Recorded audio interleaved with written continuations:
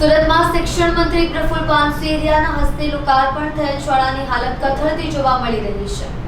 પાઠ્યપુસ્તકો વિના બાળકોનો અભ્યાસ અંધકાર તરફ ધકેલાઈ રહ્યો છે। શું આમ ભણશે ગુજરાત? શિક્ષણ મંત્રી પ્રફુલ્લ પાનસેરિયાના હસ્તે લોકાર્પણ થયેલ શાળાની હાલત કથળતી જોવા મળી રહી છે। પાઠ્યપુસ્તકો વિના બાળકોનો અભ્યાસ અંધકાર તરફ ધકેલાઈ રહ્યો છે। 3 મહિના બાદ પણ બાળકો પાઠ્યપુસ્તક વિના ભણવા મજબૂર બન્યા છે।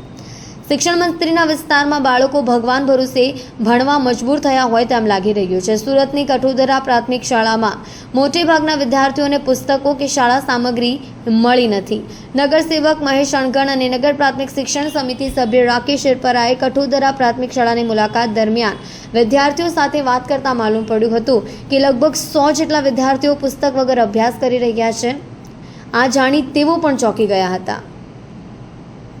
નમસ્કાર। કઠોદરા પ્રાથમિક શાળા કે જે વિસ્તારમાંથી ધારાસભ્ય ચૂંટાઈને આવ્યા છે અને આખા રાજ્યની અંદર શિક્ષણ મંત્રી છે એવા પ્રફુલ્લભાઈ પાનસુરિયાએ આ શાળાનું લોકાર્પણ કરેલું છે અને એ શાળાની અંદર જે બાળકો પાપા પગલી કરવાની શરૂઆત કરે છે, ભણવાની શરૂઆત કરે છે એવા પ્રથમ ક્લાસ અને બીજા ધોરણના બંને ધોરણના વિદ્યાર્થીઓ છે જેમને આજના દિવસે પણ એટલે કે લગભગ 3 મહિના જેટલો સમયગાળો થઈ ગયો, હજી એમને પુસ્તકો મળ્યા નથી। ગુજરાતી જે આપણી માતૃભાષા છે, જે ગુજરાતી ધોરણના 80 બાળકોને હજી આ શાળાની અંદર પુસ્તકો મળ્યા નથી। ગણિતના 80 અને ચિત્રપોથી એટલે કે 80 જેટલા બાળકો છે જેને કોઈ પણ જાતનું પુસ્તક જ મળ્યું નથી। પોતાના ઘરેથી પુસ્તકો, નોટબુકો લાવીને મજબૂર બન્યા છે। બીજા ધોરણની અંદર એવા 17 બાળકો છે જેમને એક પણ પુસ્તક હજી નથી મળ્યું।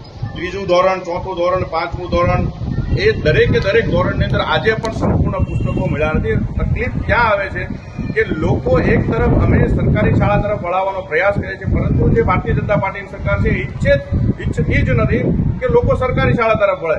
એટલા માટે થઈને એવું લાગે છે કે જાણી જોઈને આવા બધા ખેલ પાડવામાં છે, બાળકોને પુસ્તકો ના મળે એ માટે પ્રયાસ કરે છે, જેથી કરીને લોકોનું સરકારી શાળા તરફથી ધ્યાન હટે અને પ્રાઇવેટ શાળા તરફ જાય। અને પ્રાઇવેટ શાળાઓ જો ચાલે તો મસ્ત મોટા કમિશનો આવા મંત્રીઓને અને ભારતીય જનતા પાર્ટીના શાસકોને મળતા રહેશે।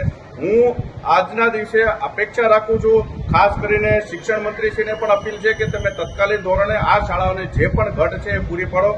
આ તમારા ધ્યાનમાં હશે જ, કારણ કે સ્કૂલ દ્વારા પણ અસંખ્ય વાર રજૂઆત કરી છે, ચોપડાઓ લેવા માટે મૂક્યા છે, જેનું પણ આ પ્રમાણ છે, તેમ છતાં એમને પુસ્તકો મળ્યા નથી।